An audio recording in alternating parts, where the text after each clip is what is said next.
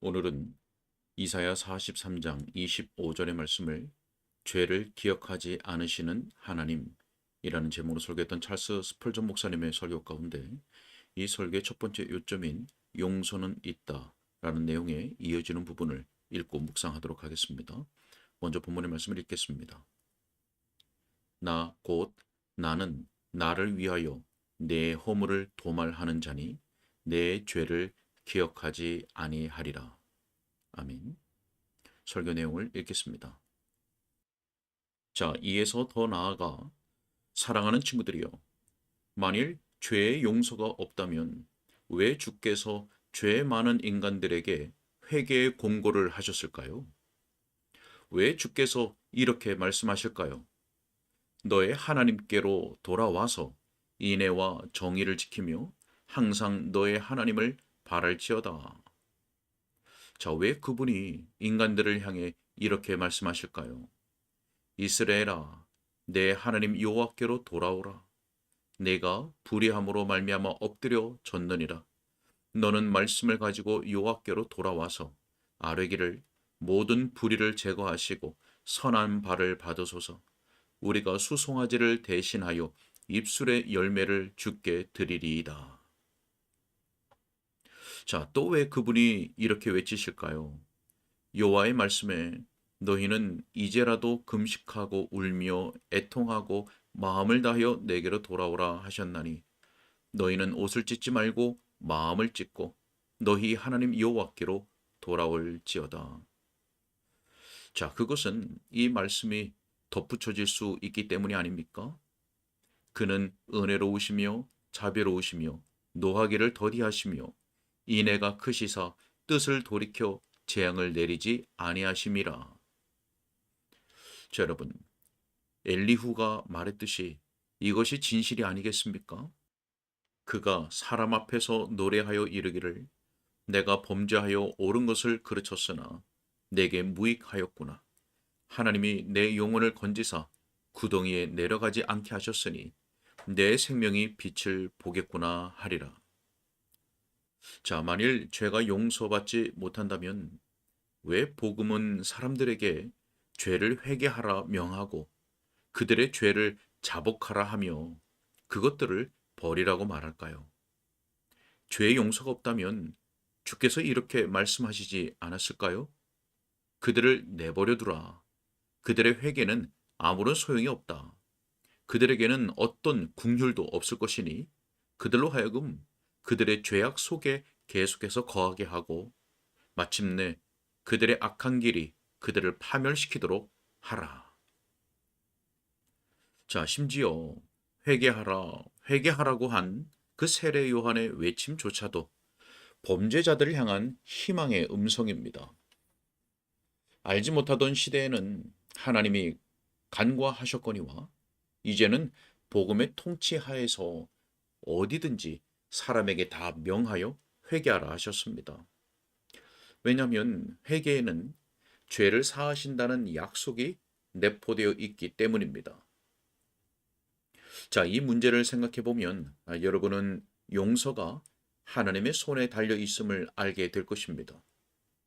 그렇지 않다면 오늘날 우리가 드리는 예배가 무엇 때문이겠습니까? 우리가 용서받을 수 없다면 왜 우리가 은밀한 중에 기도하도록 허락되겠습니까? 죄를 용서받는 최우선적이고도 가장 중요한 은혜가 우리에게 도무지 주어질 수 없는 것이라면 기도의 가치란 대체 무엇일까요? 왜 우리는 하나님을 찬미하도록 허락될까요? 왜 성령께서 우리에게 시편을 주셨을까요?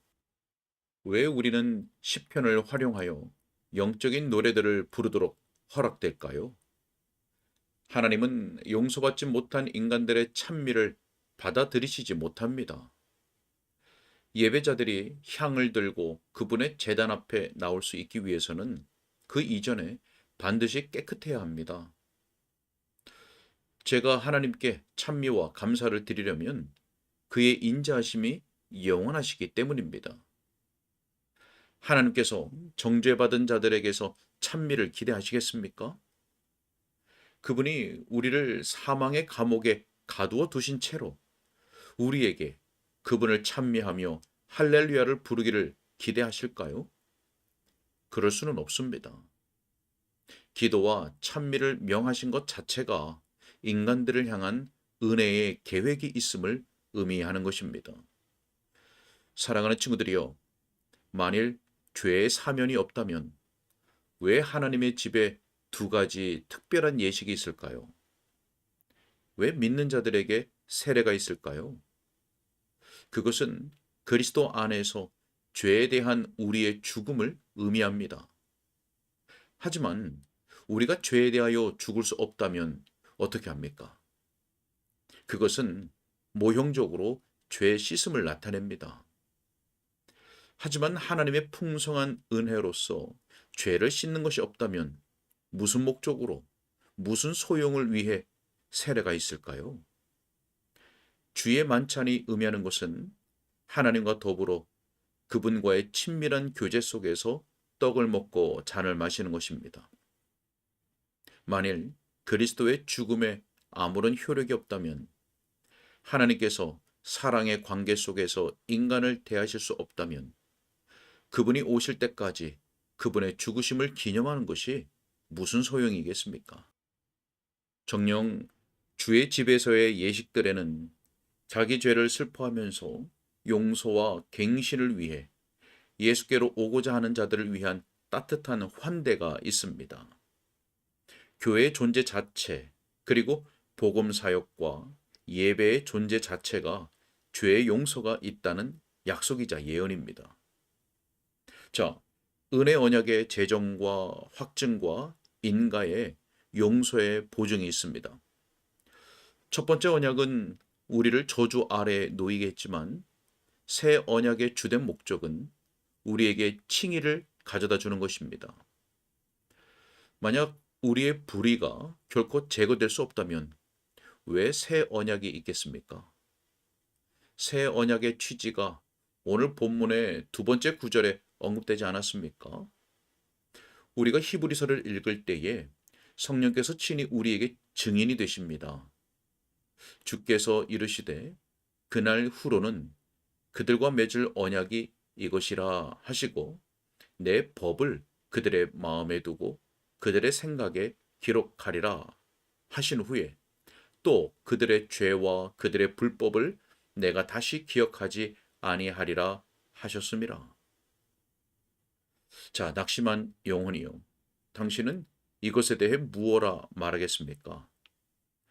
당신은 하나님이 거짓말을 하실 수 있다고 생각하며, 또한 그분이 자신의 언약을 단지 불쌍한 죄인들을 근거 없는 희망으로 조롱하기 위해 만드셨다고 생각하는 것입니까? 그렇게 생각하지 마십시오. 용서는 있습니다. 나의 형제들이여, 그리스도께서 왜 기독교 사역을 제정하시고 또한 복음을 선포하도록 그분의 종들을 보내셨을까요? 복음이란 그리스도께서 높이 들리시고 이스라엘에게 죄 사함을 위한 회개를 주신다고 하는 선언이 아닙니까? 복음의 큰 약속은 바로 이것, 즉 하나님께서 예수 그리스도, 곧 우리를 위한 위대한 희생 제물을 믿는 우리의 믿음 때문에 우리의 죄를 사하신다고 하는 것이 아닙니까? 저는 죄의 용서를 믿습니다. 그렇지 않다면 십자가는 무용지물이 되고 독생자의 죽음이 끔찍한 실수가 되기 때문입니다. 무엇을 위해 그분이 가시 면류관을 쓰셨을까요? 무엇을 위해 그분이 엘리 엘리 라바 사막단이라고 외치셨을까요? 다 이루었다고 하는 저 외침은 무엇을 위한 것입니까? 십자가는 가장 위대한 실제이며 그것이 의미하는 바의 핵심은 친히 우리 죄를 짊어지고 나무에 달리셨던 그분에 의해 죄가 제거된다는 것입니다. 정녕 죄의 부정을 씻기 위한 샘물이 열렸습니다. 무거운 짐을 진 영혼이요, 그 샘은 당신을 위한 것입니다. 하나님의 아들이 자기를 단번에 제물로 드려 죄를 없이 하시려고 세상 끝에 나타나셨습니다. 가련한 죄인이여, 당신이 믿으면 당신의 죄는 그분의 속죄의 죽음에 의해 제거됩니다. 만일 사람이 이 복음을 듣고 믿어도 여전히 자기 죄 아래 있다면 왜 우리에게 전심으로 복음을 전하라는 명령이 주어졌을까요? 우리 주 예수님은 그분의 이름으로 예루살렘으로부터 시작하여 모든 열방에게 회개와 죄 사함이 전파되어야 한다고 명하셨습니다. 죄 사함이 없다면 왜 그래야 할까요? 하나님의 참된 사랑은 이 메시지가 땅끝까지 전파되어야 한다는 그분의 소원에서 명백히 나타납니다.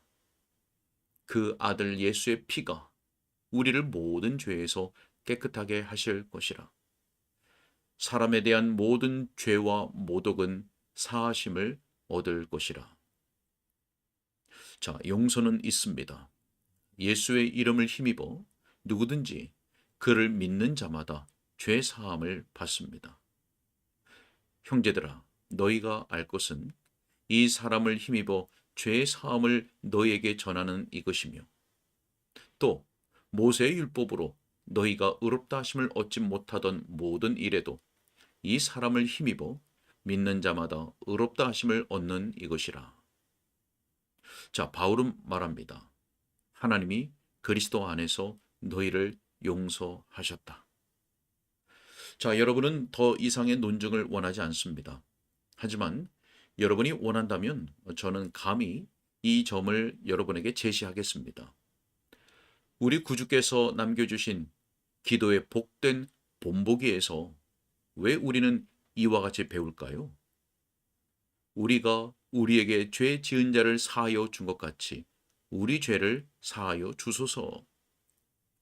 자, 혹은 우리가 우리에게 죄를 범한 그들을 용서하듯이 우리의 죄를 용서하여 주소서.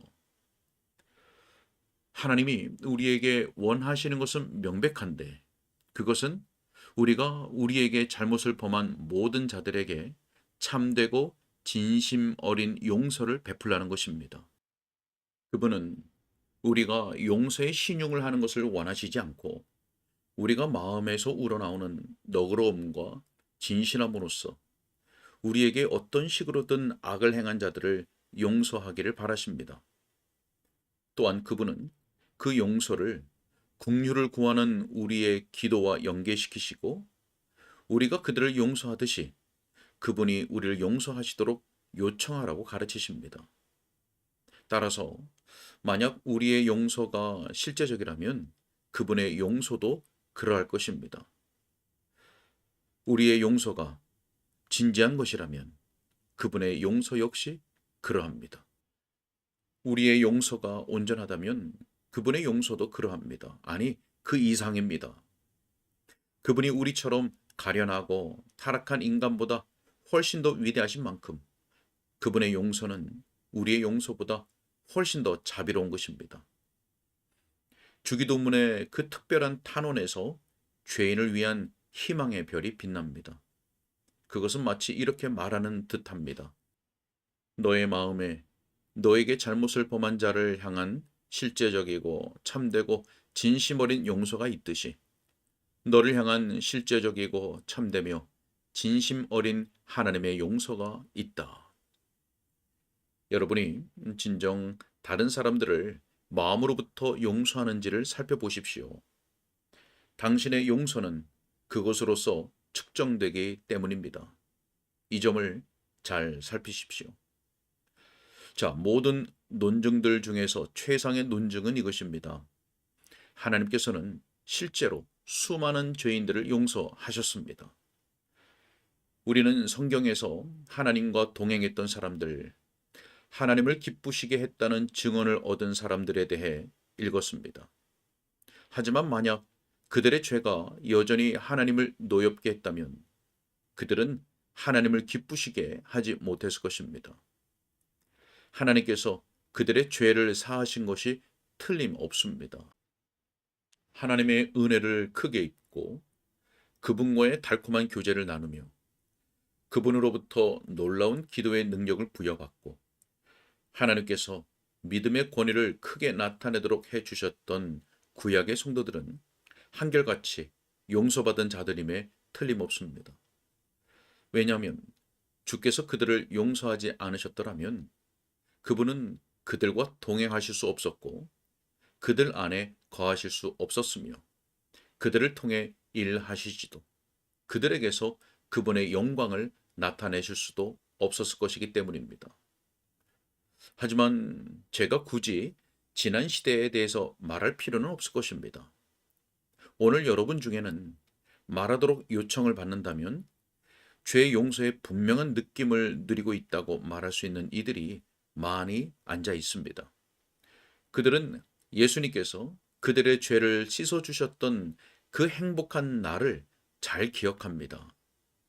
현재의 평화의 상태, 즐거운 특권, 장래의 소망은 그들에게 있어서 큰 기쁨입니다. 그 모든 것이 죄의 사면은 실제적인 경험이며 오늘날에도 하나님의 백성들 중에는 잘 알려진 사실임을 명백히 증언합니다. 죄는 지금도 제거될 수 있습니다. 지워질 수 없을 것처럼 보이는 오점도 깨끗이 지워질 수 있으며 그리스도의 보혈에 의해 눈처럼 희어질 수 있습니다. 오늘 본문은 모두 한 목소리로 그 사실을 선언합니다. 내가 그들의 악행을 사하고 다시는 그 죄를 기억하지 아니하리라. 성령 하나님께서 이 논증을 사용하셔서 이 자리에서 은혜를 구하는 모든 죄인들에게 위로를 주시길 바라며 또한 이 설교를 읽는 더 많은 자들에게도 그렇게 하시길 빕니다. 아멘. 여기까지입니다.